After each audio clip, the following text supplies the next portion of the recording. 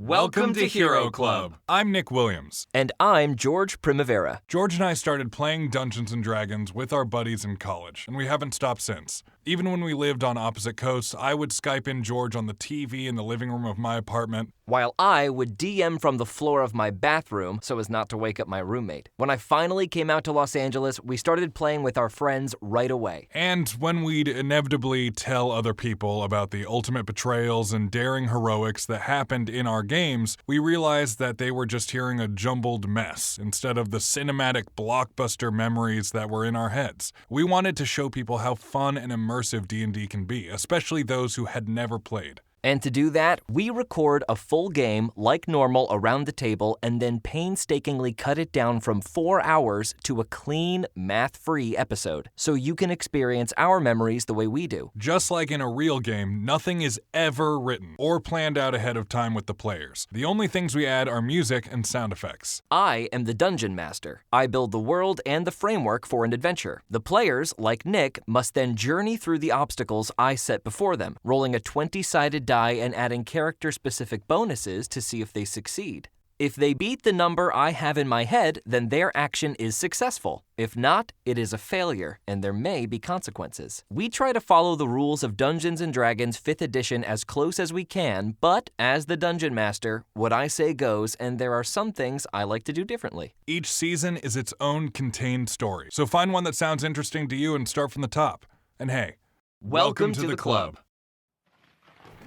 Hero Club presents Paid Back in Spades, a Hank Blackstone mystery. Chapter 12, The Curtain Call.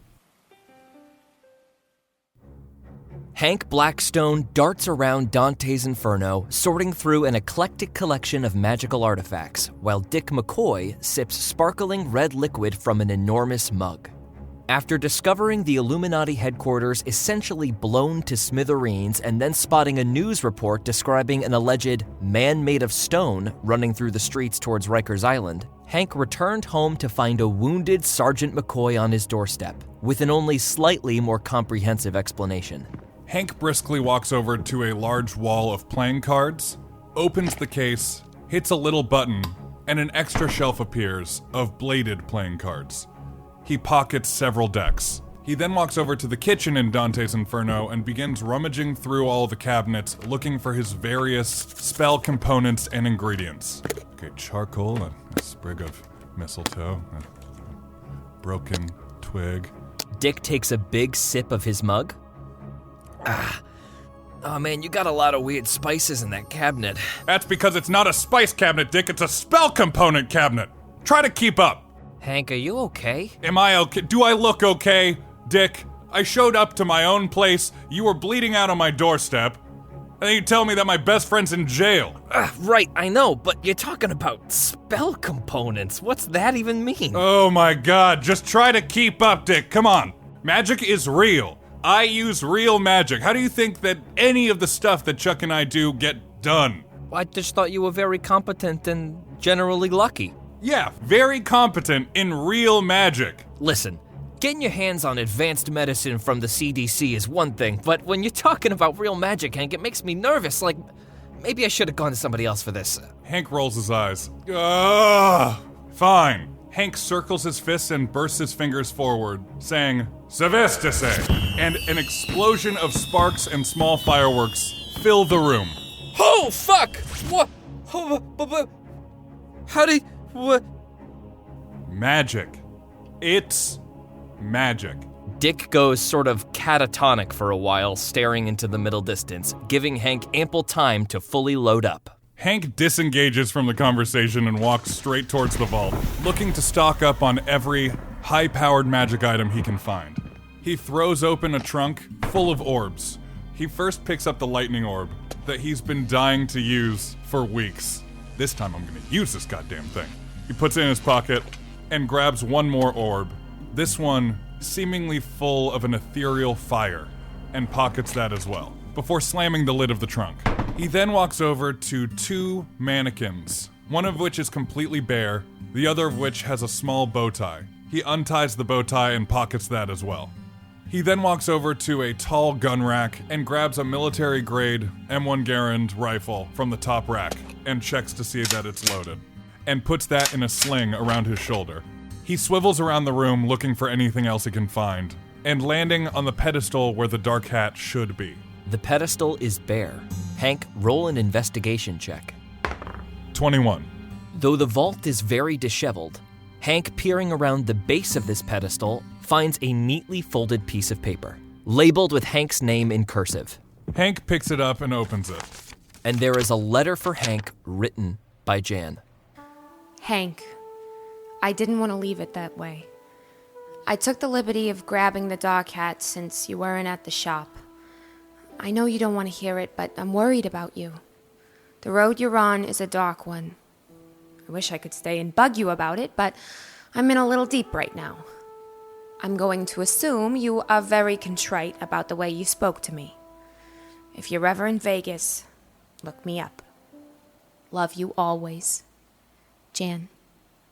Hank freezes for a moment on the words, "Love you always," and then collects himself, crumples up the letter, and throws it behind him.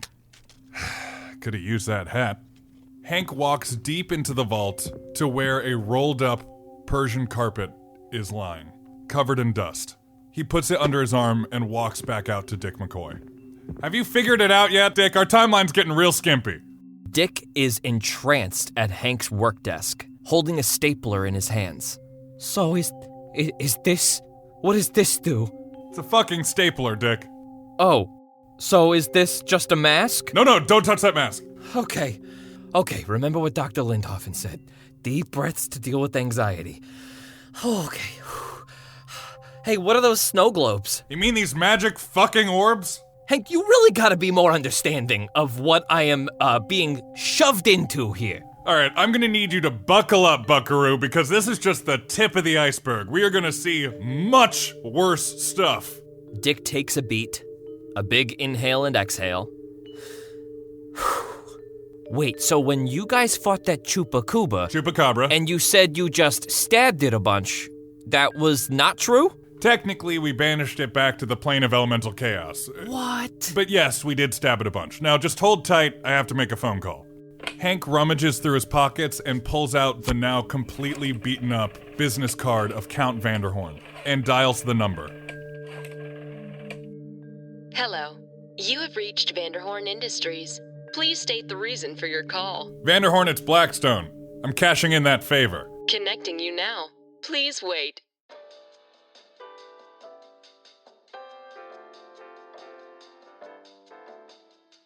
While Hank waits for the music to stop playing, Dick gets a little too curiously close to a Fabergé egg sitting up on the wall. Without looking, Hank snaps at Dick. Hey, don't touch that. Trust me. Hank, you've called it a difficult time. I'm in the middle of my bi-daily Swedish. Not so hard, Hugo. But don't be shy about the thigh. Look, Vanderhorne, I don't have time really to explain everything, but I need to cash in that favor. I need the biggest firepower you got in your arsenal, and you gotta send it to Rykers. Shit is going down tonight. Nice and vague. Just the way I like it. Gives me room to imaginate. I've got just the thing for you, Hank. Alright, thanks, Count. I'll see you on the other side of this. But remember, this makes us even. Not by a long shot, Count. Well, cats and dancing always lead to trouble. And he hangs up. Alright, Dick, you ready to go to Rykers? Oh yeah, sure. What are we gonna teleport there? Smash cut to Hank and Dick tearing through the night sky aboard Hank's magic carpet.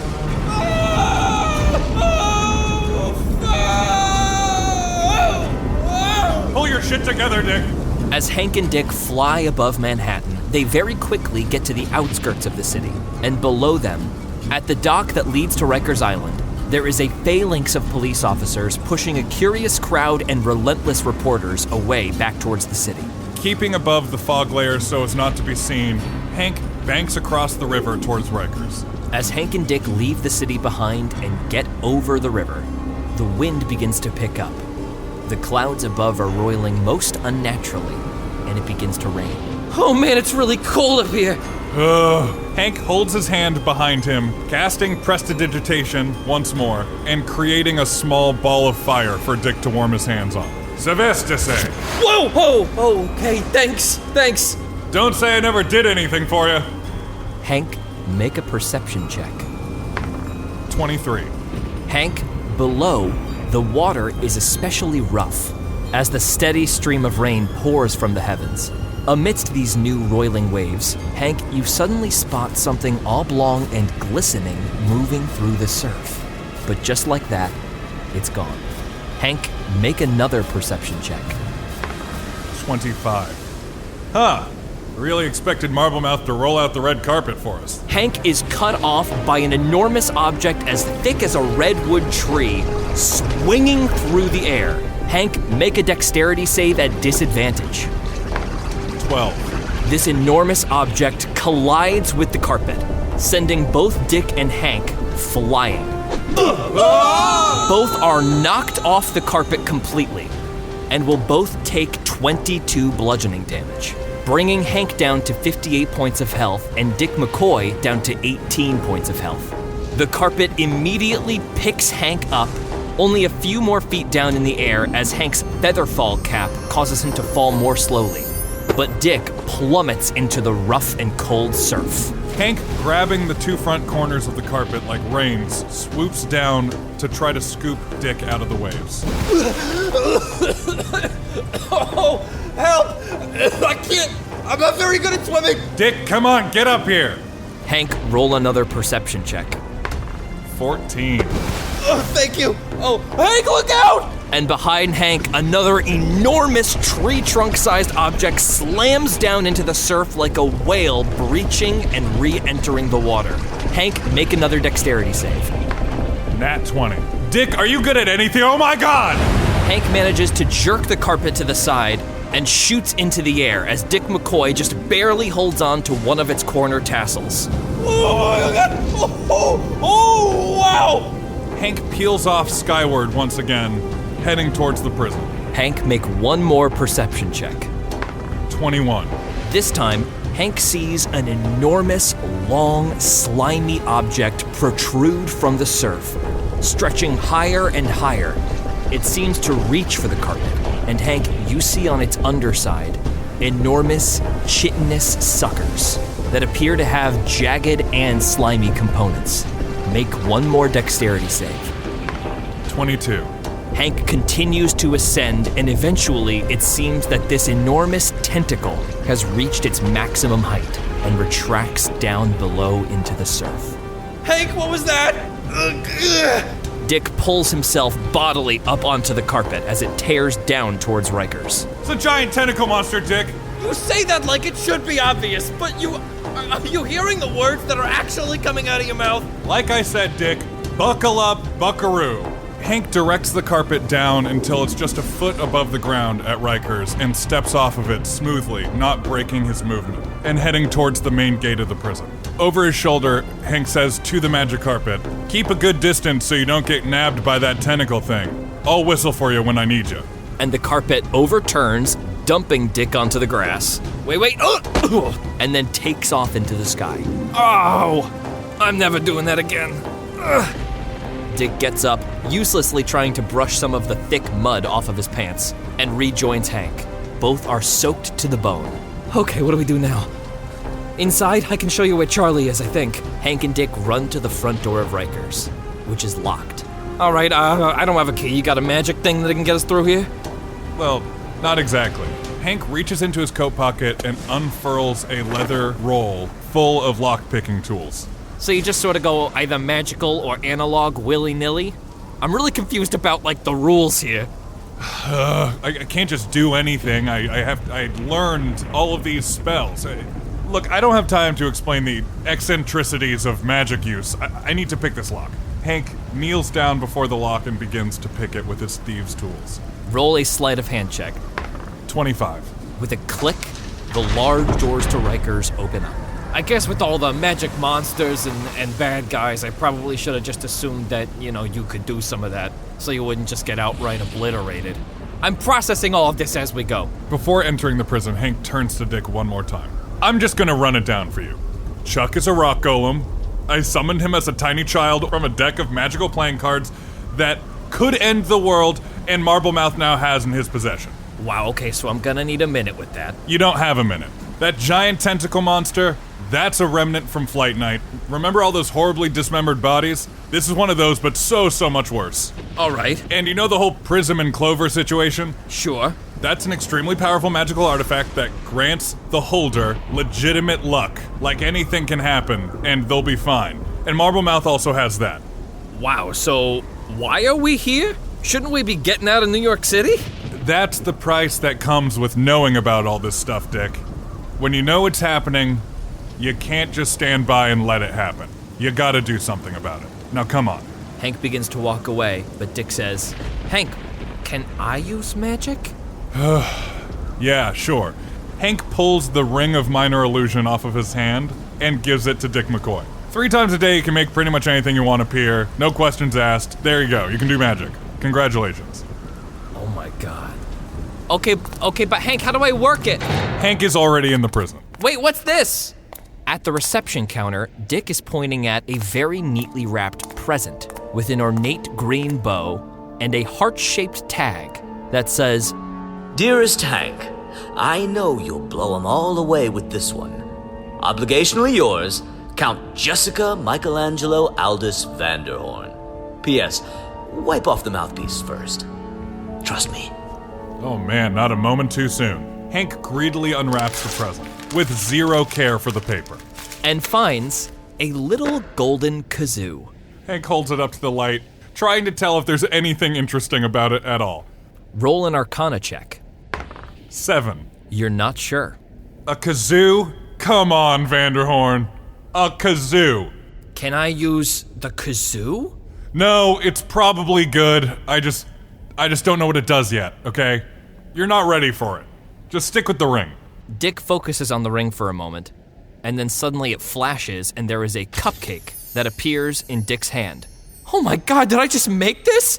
Dick goes to take a bite out of the cupcake very tentatively, and he passes through the illusion. Oh, wow. That's cool. That's really cool.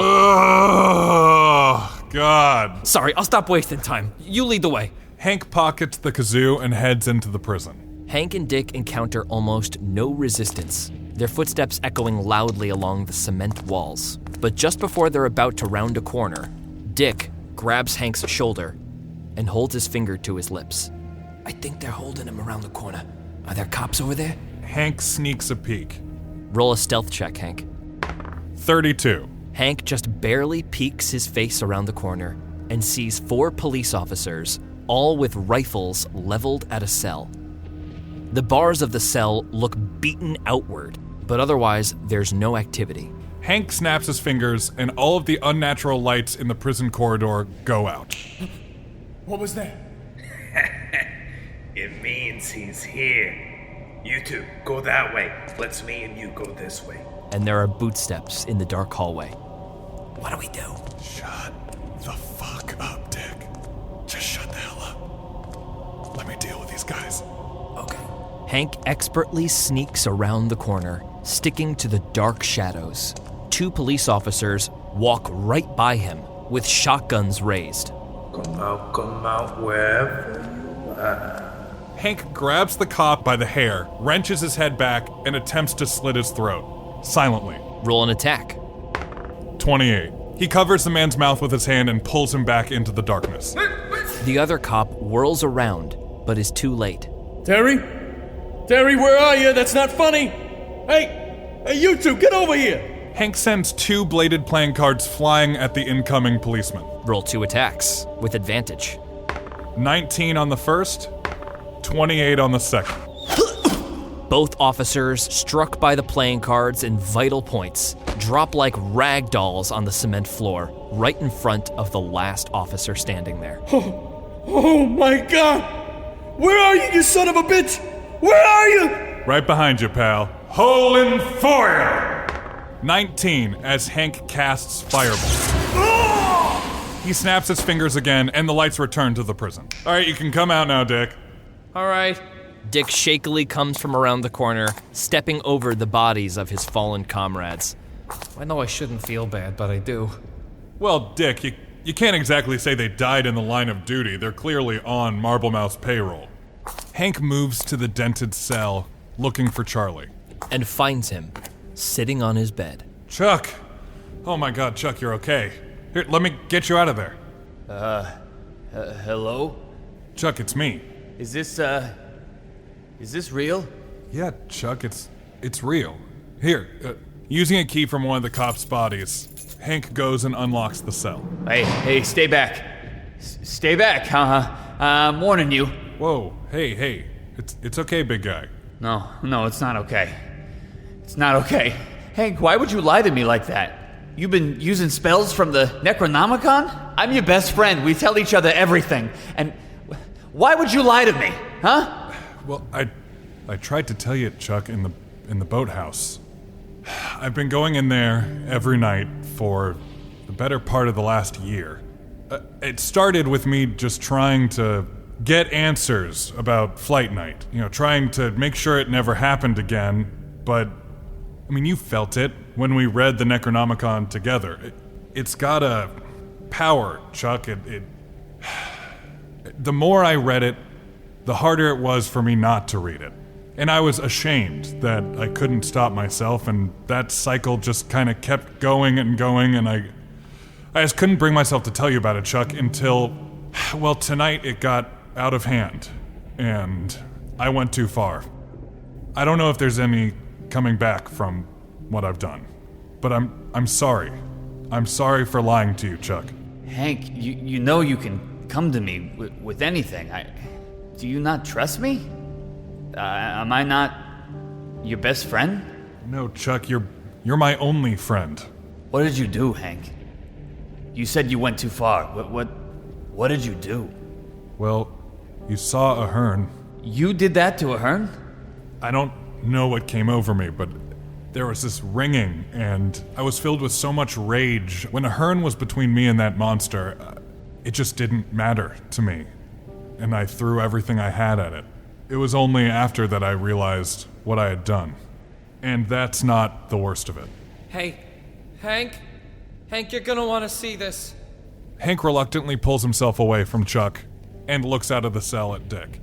Dick is staring out of the window, and his face is illuminated with purple light. His eyes are wide. What is that? Hank walks over to the window and looks out himself. Out the window, through the thick rain, you spot a radio tower to the north of the island, and from a point originating at the tower's peak, there is a dark purple glowing light that ascends into the clouds, spreading what looks like a system of purple veins along the underside of the thunderheads. It looks as if a long exposure camera were capturing an eldritch storm in real time. Chuck, you're gonna want to come see this. Charlie stays on the bed. Chuck! Charlie walks over to the window and takes a peek. Dick glances over at Chuck. Oh, hey, Charlie. Hank told me about all the rocks and stuff. Yeah, hey, Dick. Chuck, what happened to you? He learned a little song.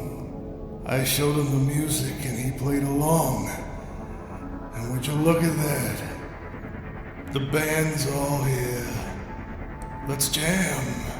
Hank, Chuck, make perception checks. 22. 22. Both of you staring out the window, looking at the top of the radio tower, see a figure on the topmost level. It's quite far away, so the figure is very small, but there's suddenly a crack of purple lightning, and Marblemouth's shining marble jaw catches a bit of this light. Both of you are positive that it's him atop the radio tower. Did he just talk in our heads? Yes. And you gave me a cupcake ring? So what do we do? Are we getting to the top of that tower? Hank looks to Chuck. Can you trust me? No. But what choice do I have? That's good enough for me. Let's get to the top of that tower. The three begin to move through the prison, but only get a few hundred feet.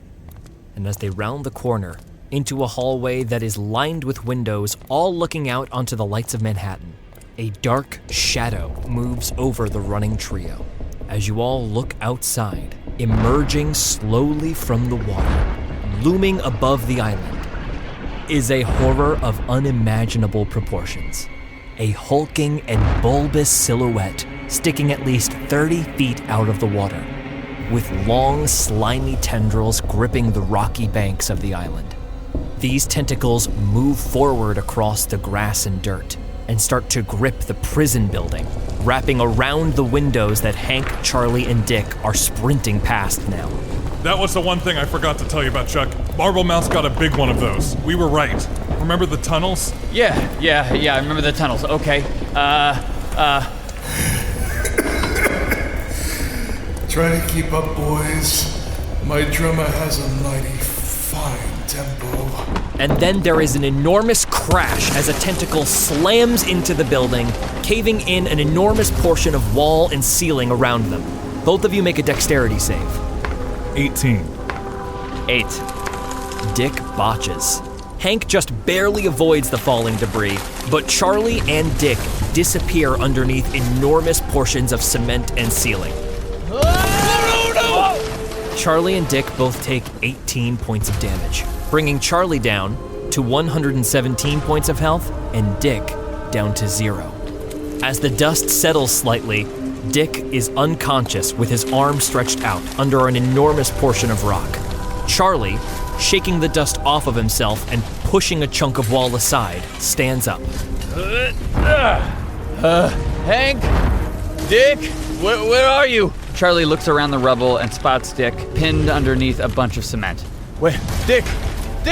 Charlie runs over to Dick, attempting to clear the rubble from him. Hank sprints over and helps. Dick! Come on, stay with me, Dick! Charlie, make an athletics check with advantage. 23. Chuck effectively moves enough cement off of Dick that he is retrievable from the mass of debris. Hey, how you doing, buddy? Huh? You okay? Make a medicine check. 18. One of Dick's legs appears severely broken, and he's losing quite a lot of blood from a wound on his head. Oh my God, Dick! Hank produces a long scarf from his sleeve and presses it against Dick's head, using it to stop the bleeding. After stabilizing Dick as best they can, Hank and Charlie notice a low, long rumble that quickly rises in pitch to become a heinous shriek.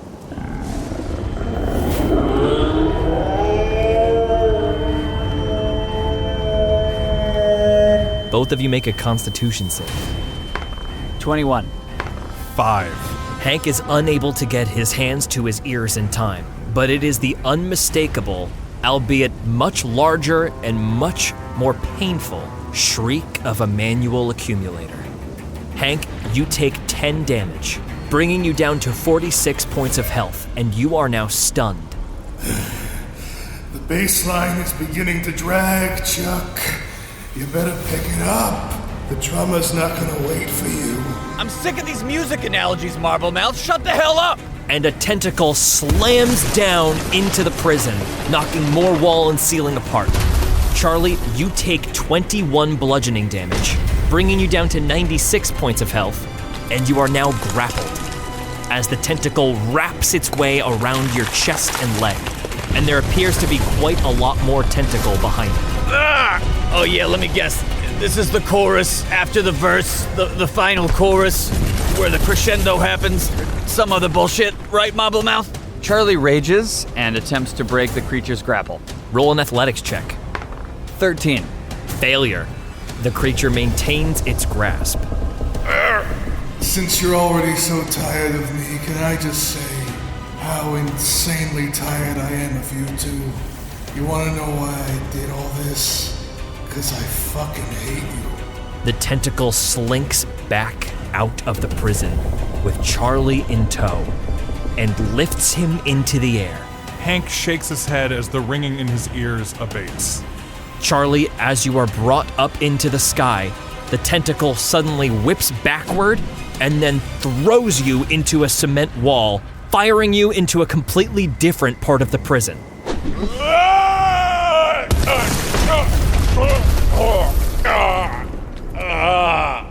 Fuck!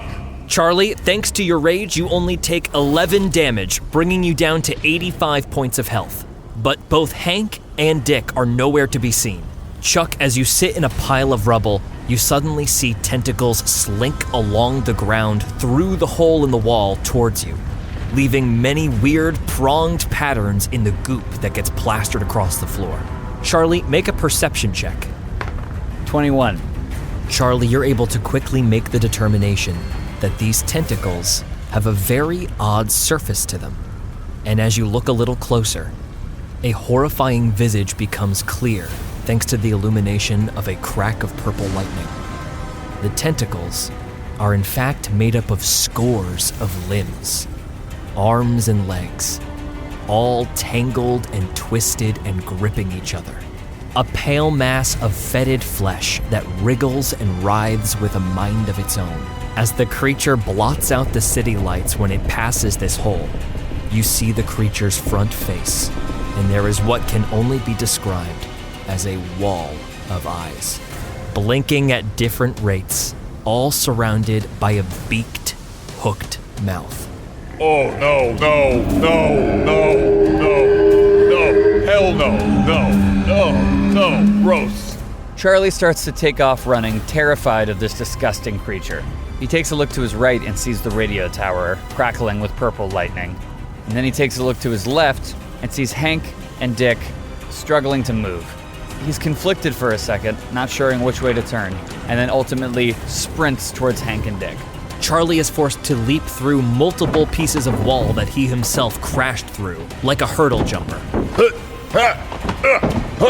Having collected himself, Hank stands in the crashed open hallway looking at the creature that appears to have had its focus pulled by Chuck.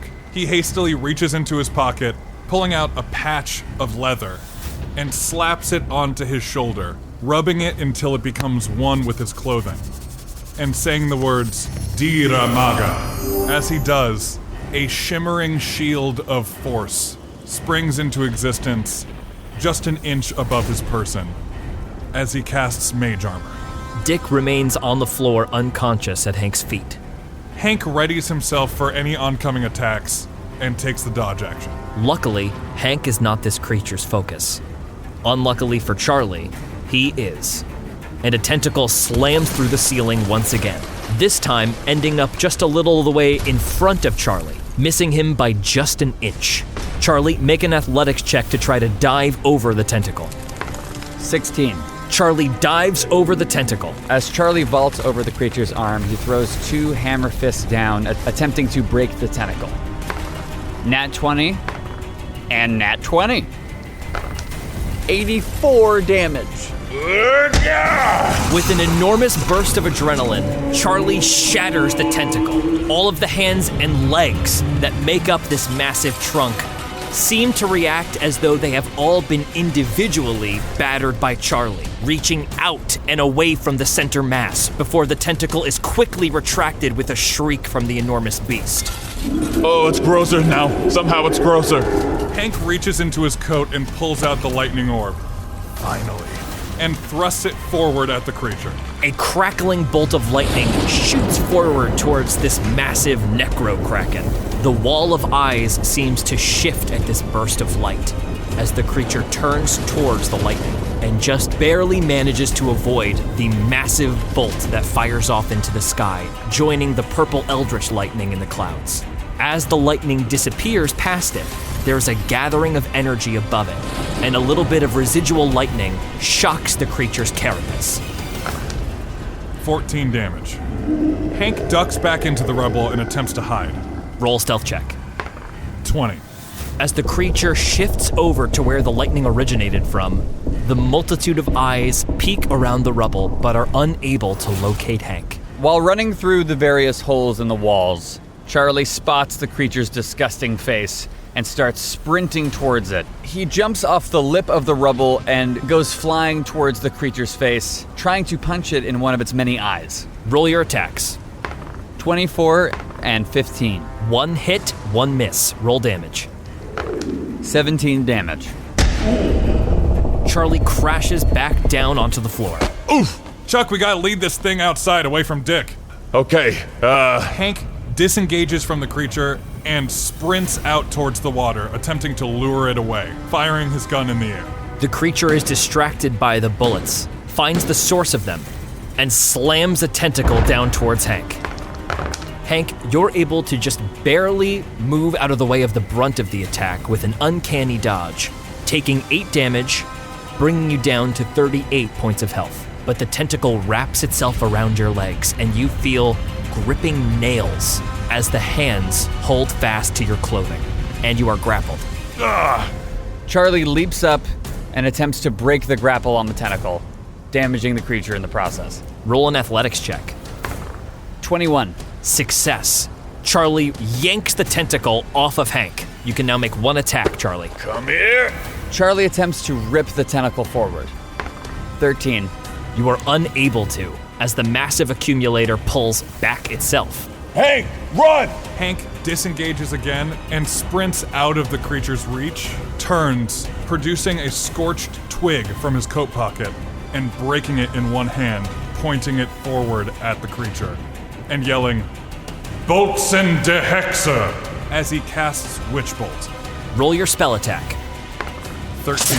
As the bolt connects with the monster, it shrieks loudly and seems to shake its head as if a small nuisance has distracted its attention, but it quickly returns its many gazes to Charlie. Charlie, the creature picks you up, pulling you towards its massive beak. You see what the inside of this creature appears to be constructed of. Many stretched, empty, ghastly faces seem to silently scream as the creature's body manipulates and warps. Hello, everybody. And the creature attempts to swallow Charlie whole. Charlie, you take 16 piercing damage and you disappear into the monster's gullet. Chuck! Charlie, at 69 points of health, starts shuttling down an acidic esophagus deep into this creature's stomach. Charlie is both blinded and restrained. Charlie starts punching wildly at every wall, attempting to damage the creature from the inside. 22. 15. 1 hit. Roll damage. 8. Hey, weirdo, you ever pass a kidney stone? Hank doubles down and casts Witch Bolt again. Boltsen de Hexa! Nat 20. 25 damage as a lance of crackling blue energy pierces the creature and then goes taut as Hank pulls it, creating a sustained line between him and the creature. Come here, you big bastard! Within the great creature's stomach, Charlie feels acid start to burn pieces of the rock. Charlie, you take 28 acid damage, bringing you down to 41 points of health. Outside, Hank, another tentacle slams down into the earth at you. Botch. The creature severely misjudges the trajectory of its tentacle, and it slams down across the sustained lightning that Hank is pulling like a lasso. Hank, you may roll all of your Witch Bolt damage again, times 2. 16 damage. The creature recoils and its turn ends. Charlie continues to punch at the walls of the creature's stomach. Throw me up, throw me up, throw me up, throw me up, throw me up. 13. Miss. 19. Hit. Roll damage. 15 damage. Hank reaches deep into his coat pocket and produces the golden kazoo. All right, Vanderhorne, don't fuck me. And blows into it as hard as he can in the direction of the creature. Hank, make a strength save. 4. Hank is slammed back down into the mud as a green beam the size of a howitzer cannon fires at the manual accumulator kraken in the water. The creature fails its dexterity save, and disintegrating energy starts to spread across the creature's surface. Hank, roll damage for the spell Disintegrate. 70 damage. A massive hole in the side of this creature simply burns away. Charlie, there's suddenly a bit of rain and water that sloshes into the stomach acid around you, and you turn your head and see Hank on the shores of Rykers. Hank has disintegrated a full 10 square foot portion of the monster. Charlie, the sloshing stomach acid still manages to burn your surface. You take 16 acid damage, bringing you down to 25 points of health. And then, clearly in a kind of feral panic, tentacles start smashing all over the bank of Rykers. 21 to hit you, Hank. Seeing a tentacle barreling towards him, Hank throws his arms in an X in front of his body and yells, Ich mina, casting shield on himself. And the tentacle slams uselessly against a wall of force that springs into existence. Charlie, seeing the opening in the stomach, leaps out of it, attempting to break one of the tentacles on his way out. 23 and botch. Roll your damage. 16. Charlie almost messes up his leap out of the creature, but manages to save himself by grabbing one of the tentacles, slamming it into the bank of Rykers as he himself collides into the earth. The kazoo smokes in your hand, Hank.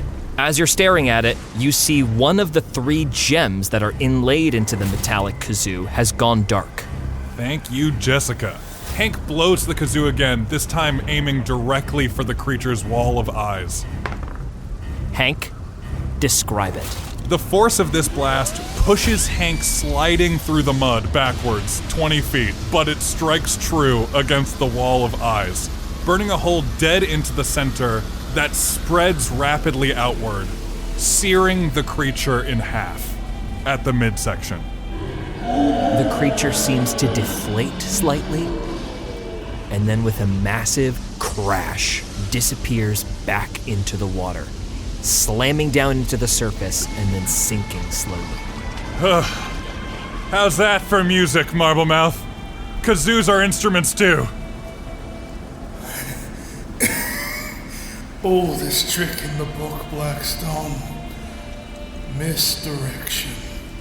Hank and Charlie, taken aback by Marblemouth's voice in their heads, look towards the radio tower and notice a deep intensifying of the purple lightning that starts to shoot towards the sky in multitudes. The vein-like purple underside of the clouds begins to expand. Just like old times, right, Chuck? Charlie doesn't respond. He just starts sprinting towards the radio tower. Hank pockets the kazoo and follows him. The two tear off along the banks of Rykers Island, getting closer and closer to the radio tower.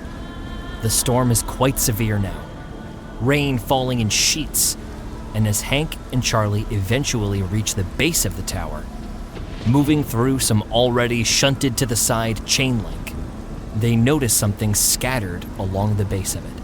Hank, Charlie, make an investigation check. 28. 16.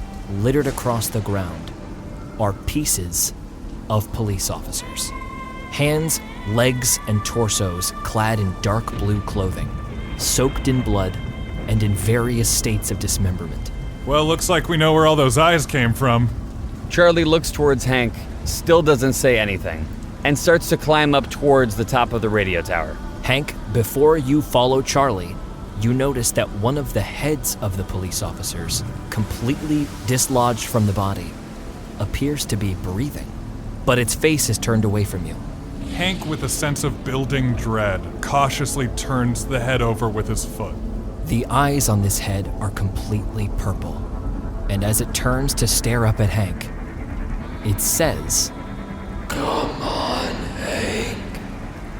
You know this song."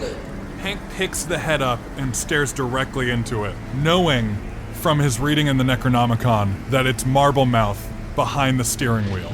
"I'm coming for you, you bastard." And Hank spikes the head into the ground. Hank and Charlie make their way up the metal rungs of the ladder. After about 80 feet of climbing, Hank and Charlie reach the mid-tier landing of the radio tower and begin to climb a secondary ladder. The tower narrows a bit to a point, a metal cage around Hank and Charlie. And as they climb higher, Hank feels a little bit of electricity running through the metal, just a faint live current. And then, Hank and Charlie breach the top of the radio tower, and they see Marblemouth, a violin under his chin. But he seems almost blurry, a little bit distorted, like he's on the other side of a funhouse mirror. This landing is quite narrow, only about 20 square feet, and floating around Marblemouth's head is Alvira's deck, the Clover, and the all-seeing eye, like little moons in orbit. Welcome, boys. The show's about to start. Marble Mouth! Charlie grabs one of the metal-framed pipes, twists it loose, and throws it at Marble Mouth. The pipe sails towards Marble Mouth, clearly about to impale him through the head, and then about 15 feet before it reaches him, right out of Charlie's hands, it collides against a wall of force. I thought I'd take a page out of your book, boys. I thought I'd stack the deck in my favor. Give us back the deck. You don't know what you're doing. Oh, what are you afraid of, Charlie? That I might pull a card? Alvira's deck begins to shuffle above Marble Mouth's head. Well, let's see now. The all-seeing eye moves in its orbit to right in front of Marble Mouth's face, and he stares into it, a blue glow illuminating him. No, I don't like those outcomes at all, boys. Maybe my luck's about to change, though. And then the clover rotates in front, and one of the leaves bursts with a golden glow and goes dormant. The all-seeing eye makes another pass around Marble Mouth's face, and he peers into it. Much better. And Marble Mouth reaches a hand up and yanks a card loose.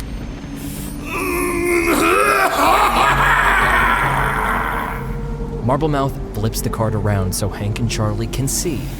The Ace of Hearts. Suddenly, Marble Mouth's eyes go completely white and begin to glow. A white, misty energy begins radiating off of his skin and then settles into a small, subtle glow. Hank puts his hand on Charlie's shoulder. This all goes sideways, which it's feeling more and more like it's gonna. I just want you to know that I'm sorry. There's no taking back what I did. I've been a shitty friend to you, Chuck. But if we make it out of this, I promise I will be better. And I will never lie to you again. The mist of power around Marble Mouth settles on his skin, and his breathing slows as he regains his focus. Places, boys. I'm about ready for the performance of my life. Hank pats Chuck on the shoulder once and moves towards Marble Mouth's force field. As your hands come up on this invisible wall of energy, a dark, necrotic pulse shoots up your fingertips and into your body. Make a Constitution save. Nat 20. Hank, calling upon some of the dark energy inside you from the Necronomicon, you push your fingers into the invisible force and spread them apart, walking through the hole that you've created for yourself, and it sort of slams shut behind you.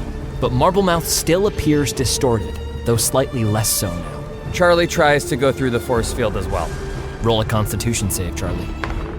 16. Charlie comes up on the wall and is unable to get through, and is blasted backwards by a necrotic pulse. Charlie will take 10 necrotic damage, bringing him down to 15 points of health. Oh, do you want a violin now too, Hank? Because in a second I'm about to have a spare. Marble Mouth reaches up to draw another card.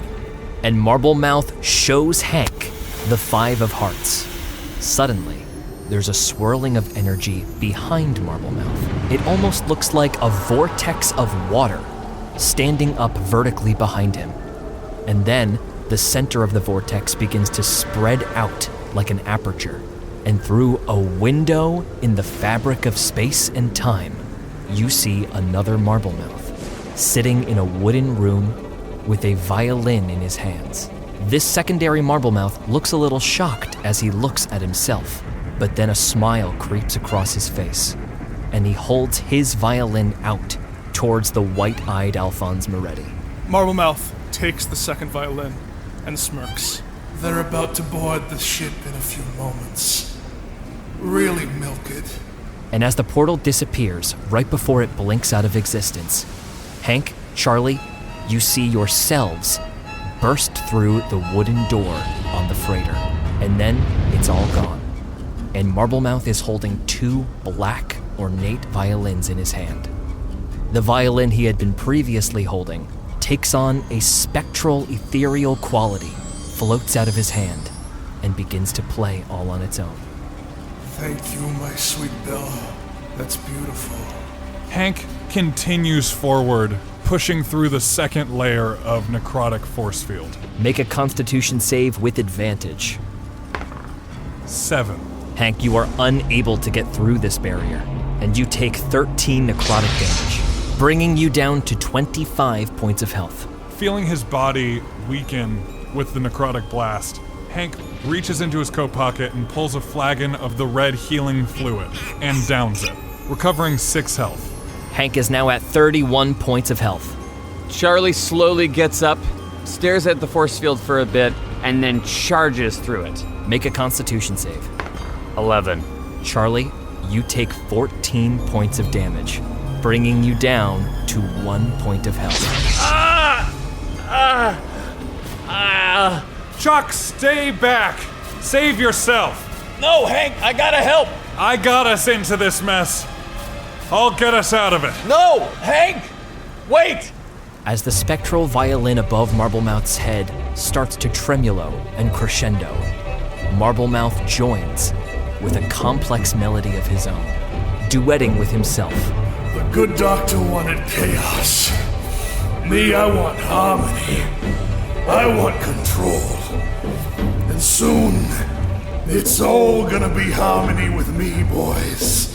Marblemouth's glowing white eyes take on a light pinkish violet hue, and then the purple lightning explodes outward from the radio tower, rocketing across the sky. Hank and Charlie are not privy to this, but all across Manhattan, every single person stops in their tracks and begins to shake. Charlie runs up to the force field, not trying to penetrate it again. He's just trying to see what's going on.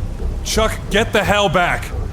Hank turns to Marblemouth and yells in Marblemouth's direction over the wind. Forantur eum! Hank's eyes turn black. Charlie sees spectral black wings explode out of Hank's back, tendrils that grip the metal pipes that make up the radio tower. And the force fields around Marblemouth begin to collapse inward, seemingly sucked into Hank's mass. As they do, the black wings grow larger and larger until they expand to 20 feet on either side. Marblemouth looks a little startled, but grits his teeth harder into his marble jaw and plays with an increasing ferocity. The first 2 layers of this necro force field dissolve, but there appears to be one left, surrounding Marblemouth by 5 feet on every side. Hank, you gain 30 points of health, bringing you back to 61 points of health. Hank turns to Chuck with his black eyes ablaze and tosses him Dante's bow tie. Run! Charlie takes the bow tie, looks back to Hank, and says, no. And he charges shoulder first, confidently into the final force field. Make a constitution save. 25. Charlie comes up on the force field for a moment, forcing himself through, and spears Marblemouth through the middle. Roll an attack, Charlie. Nat 20. 20 damage. Surprise! Charlie clocks Marblemouth across the marble jaw, which rings into the night. Careful, Chuck, I can still pull a card. Not if I can help it. Marblemouth plays one sharp, high-pitched, austere note, and suddenly, floating in the air, are hanging pieces of gore and gristle from the bodies that were previously laying around the base of the tower, and they fly towards Charlie as if catapulted at him. Make a dex save, Charlie. 17. Charlie ducks below one of the railings and just narrowly avoids the rocketing, putrid flesh, which all slaps up against the metal beams, falling back down to the earth. Hank allows the black spectral wings to lift him into the air until he's 20 feet above the other 2. Hanging there, suspended, Hank reaches into his coat, pulls out the kazoo, and blows it one more time, aimed directly at Marblemouth, attempting to disintegrate the last force field. Hank, as you go to blow the kazoo, Marblemouth smiles at you. Snake eyes, Henry. The last charge of the clover pulses gold and goes dormant. As Hank goes to blow the kazoo of disintegration, he notices just too late that it's turned around in his mouth. Hank, make a dexterity save with disadvantage. 19. Hank, just barely realizing what is about to happen, pushes the kazoo further into his mouth, out his cheek, and the brunt of the blast, after ripping a hole in Hank's face, fires out into the night. Hank, you still take 40 damage, and the right side of your face begins to disintegrate off into the night. Hank, you are reduced to 21 points of health, and the black wings falter slightly, causing you to crash back down onto the floor of the radio tower's top level. Hank unsteadily lifts himself back up onto his feet with the wing's assistance, and readies for any more oncoming attacks. But Marblemouth just continues to play, and the purple lightning continues to expand over the horizon line, away from New York City. In New Jersey, Connecticut, Rhode Island, etc., people begin to stop where they're standing. On the island of Manhattan, everyone's eyes begin to gloss over purple, and they all turn towards the radio tower, slowly marching towards this focal point. Hank, Charlie, dismembered corpses are beginning to scale the edge of the tower. Charlie rages and attempts to wrestle the violin from Marblemouth. 25. Which does not beat Marblemouth's nat 20. When Charlie goes to grab the violin out of Marblemouth's hands, there's a blast of energy that fires Charlie back into the railing. Charlie exits the force field, taking no damage, but tumbling 15 feet away. Hank looks back at Charlie, lifting up into the air once more. Get out of here, Chuck! I may be damned, but you don't have to be. I've been damned from the start, Hank. I've been damned from the start. Hank lifts back up into the air, balls a fist on his head, and then thrusts it forward at Marblemouth, casting Mind Spike. Marblemouth fails the save. He takes 19 psychic damage. Marblemouth reels back, gritting his teeth again, but he maintains concentration on his intricate spell. Marblemouth, playing a quieter and subtler part of the melody this time, causes the lightning to turn from a dark purple to a deep black. The sound of a million screams pulls Hank and Charlie's attention back towards Manhattan for just a moment. Yes! The song is almost over! My city! My world! Charlie tries to burst through the force field once more and clock Marblemouth across the jaw. Roll a Constitution save. 23. Charlie bursts through the force field once again. 20 and 27. 2 hits. Roll damage. 27 damage. Marblemouth appears dazed, and the violin almost comes out of his hands, but his eyes flash with a dark black glowing energy, and he maintains his grip still.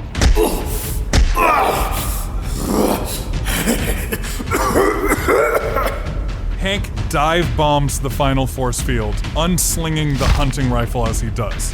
Make a Constitution save with advantage. 17.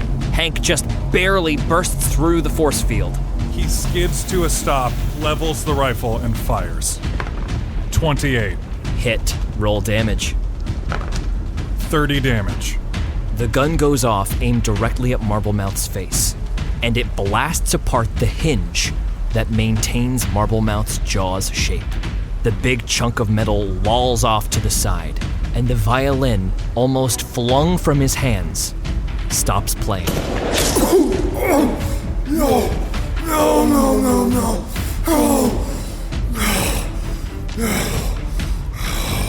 Around New York City and around the world, people begin to shake their heads, regaining their consciousness, as the lightning, in a puff, disappears. And now there is only the torrent of rain. Marblemouth straightens himself as Elvira's deck floats to his hand, and he holds his hand up to stop Hank and Charlie from beating him further before saying, I can still pull a card. You know what card it is. Marblemouth's fingers twitch on the top card. Marblemouth, I understand you. I I understand the music. I've seen it in the book. Just take me and leave Charlie alone. No, Hank, what are you doing? Chuck, let me do this. Hank, if he pulls the card, let him pull the card. I don't know if you noticed, but I don't exactly have a lot to live for. Millie thinks I'm a freak. She's not gonna come back to me. That's not what I see. You finally have a life, Chuck. I've never had a life outside of the two of us. Yeah, but out of the two of us, I figure you probably have the best shot. And then Charlie runs forward, charging at Marblemouth, hoping to clock him before he can pull the card. Hank dive bombs from the sky, trying to beat Charlie there. Both of you roll an initiative check. 15. 12. Marblemouth pulls the card. The Jack of Spades settles down on the floor of the tower as Hank watches Charlie take Marblemouth over the edge. Chuck! No! And there's an impact. Charlie and Marblemouth lie completely still on the ground in the mud. The Jack of Spades does not disappear. Hank grabs it and attempts to jam it back into the deck. The deck is impenetrable. The card will not return, and in Hank's hands it begins to disintegrate off into the air. Below, Charlie stands up, looks up towards Hank in the radio tower, and then walks forward, disappearing beneath the surf. Hank dives out of the sky and lands on the beach in a three-point stance. Charlie is now submerged up to his torso, wading further into the water. Chuck, don't go! Charlie turns his head around, and his eyes are completely black. Oh, don't worry. I'll be right back. Hank, on the ground next to you, you see the bow tie, next to Marblemouth's body, which lies still for a moment, before his head turns to you, looking up at you. You notice on Marblemouth's body, his skin is beginning to gray over, becoming glossy, hard, and rigid. This surface starts to overtake him, up his torso, up his neck, and before it engulfs his face, he says to you, "The ace up my sleeve, Henry. The song that'll never get out of your head." and Alphonse Moretti solidifies into a lifelike marble statue. Hank turns back to see Charlie in the ocean and can't find him. Hank flies up 10 feet in the air and dive bombs into the water, attempting to follow Charlie. Roll a perception check with disadvantage, Hank. 18. Hank, you spot the golem moving along the ocean floor. Hank, clenching the bow tie in a tight fist, uses the wings to propel himself towards the golem. And you are at a lumbering, walking Charlie. Hey, fella. With resolve, Hank attempts to put the bow tie around the golem's neck. Roll a grapple check. 13. Which beats the golem's 12. The bow tie hooks around the golem's neck, but not before the golem reaches out and grabs Hank by the neck with a big rock hand and starts to squeeze. I've been looking forward to killing you the most, Henry. Hank, letting out the last of his air, yells the words, "Forantur eum," beneath the water. And the dark water gets even darker. Hank, you black out. An unknown amount of time later, Hank, you cough awake on the shore of Rykers.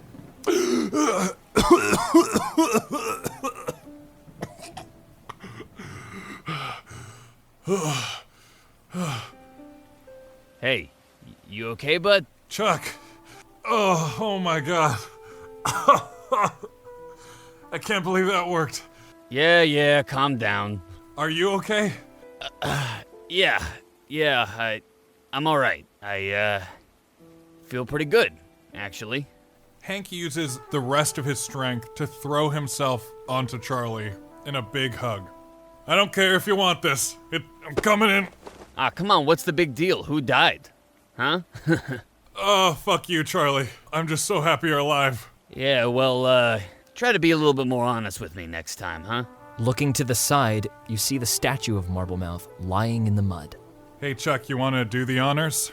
Charlie raises his leg. Don't mind if I do. and stomps on the head of the statue. No matter how hard Charlie stomps, he's unable to break the statue. What the?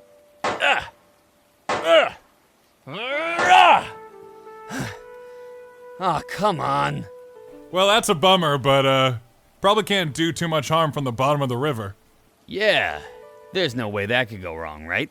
Charlie picks up the statue and hurls it deep into the middle of the river. With a splash, the statue sinks into the water. We gotta remember where we threw that thing. Hank and Charlie gather themselves, climb aboard the flying carpet, and just before the sun peaks over the horizon, land outside of Dante's Inferno, dropping an unconscious Dick McCoy off at a hospital along the way. The mood in the city is extremely tense as people seek an explanation for the unknown state they entered just a few hours previous. But Hank and Charlie ignore that and return to Dante's Inferno. Hank, holding the gaping but cauterized wound on his face, thuds down into the armchair and begins to apply the red healing liquid to it with a rag. Charlie goes over to the record player and puts on his favorite Hawaiian song. Hank, I know we've had quite a night, but just answer me this. You said you went too far earlier tonight. What did you do? You know that crazy shadow wing thing that exploded the first 2 force fields? Yeah? I did that. To a bunch of assholes behind a bar. What were they doing behind that bar? Kicking the shit out of me, but that's no excuse. No, it isn't. Why don't you go clean yourself up and, we'll talk about this later. Hank grabs the bottle of the red liquid, raises it to Chuck in a form of cheers, and painfully walks back towards his room. Hank gets to the bathroom, turns on the faucet, and starts wiping the blood off of his face. As you take off your coat and shirt, Hank, something catches your eye on your arm. An abrasion of sorts, and as you rub at it, it feels hard and stiff, almost like a scab. And when you finally clear the rest of the grime away, you notice that part of your arm seems made of a thicker, dusty material. Make an investigation check, Hank. 31. Peering at it extremely closely, it seems identical to what makes up Charlie's arm. Oh boy! You sure pulled a fast one on me. Hank looks up into the mirror and sees Charlie. But it's not Charlie. There are dark black holes where the eyes should be. Just me and you now, pal. Oh, and this other guy. He's excited to see you. And the reflection of the evil golem points behind you. Hank's stomach plummets as he slowly turns to look behind him. And sees a direct copied image of himself, completely made of shadow, standing nose to nose with him. Vanny. Charlie, as you wait for Hank in the living room, you hear the faucet continue to run in his bathroom, but for a little too long. Hank? Charlie slowly walks towards the bathroom to investigate it. The door is ajar. Hank, I'm coming in. Charlie pushes the door. The faucet is still on, and Hank is gone. Hank? Hank! Hank! Watch your step when the path is slick. The shadows here can play a dirty trick. And moonlight's such a fickle guide. So watch your step when you step out. This has been a Hero Club production, produced by Nick Williams, George Primavera, and Jack Quaid, with associate producers Marty Abbey Schneider and Dylan McCollum. Voice acting by George Primavera, Nick Williams, Jack Quaid, Dylan McCollum, Matthew McCollum, Haley Joel Osment, Helen Laser, Clay Westman, and Paolo Perez. Theme song written and performed by Matthew McCollum. Special thanks to Kevin MacLeod and Ben Doyle for their amazing music, Mage Hand Press for their genius D&D 5th edition homebrew, Marty Abbey Schneider for his incredible artwork, and Ali Catanese, our hero.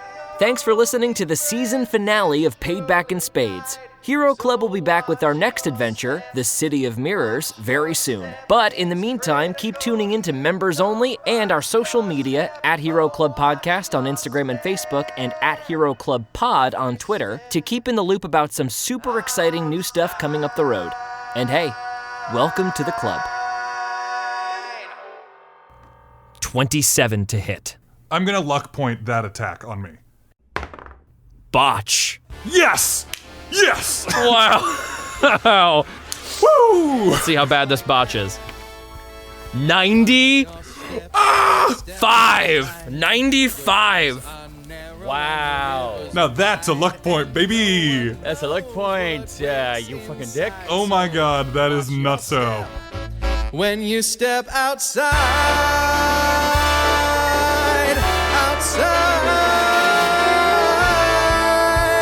and watch your step when the path is slick. The shadows here can play a dirty trick, and moonlight's such a fickle guide. So watch your step when you step outside. You want your freedom, yeah you do, just to run around. But all that freedom belongs to those who've learned to stand their ground. You better learn, cause they're coming for you. But they ain't got you, better watch your step when you step outside. The roads are narrow and the rivers are wide. Your only friends, they've surely died. So, watch your step. Watch your step, it's critical you don't botch your step. Oh, watch your step when you step outside.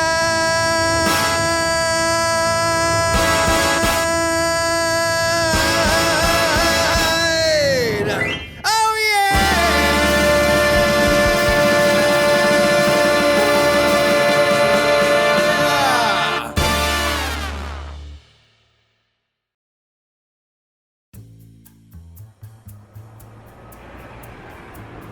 Moments after the encounter with Marblemouth is resolved, we cut back to the island of Manhattan, where two very strange men are bemoaning their overturned falafel cart. Oh, this is the worst thing to happen to falafels since we started selling falafels. Who'd have thought that Soup's Falafels would go down this way?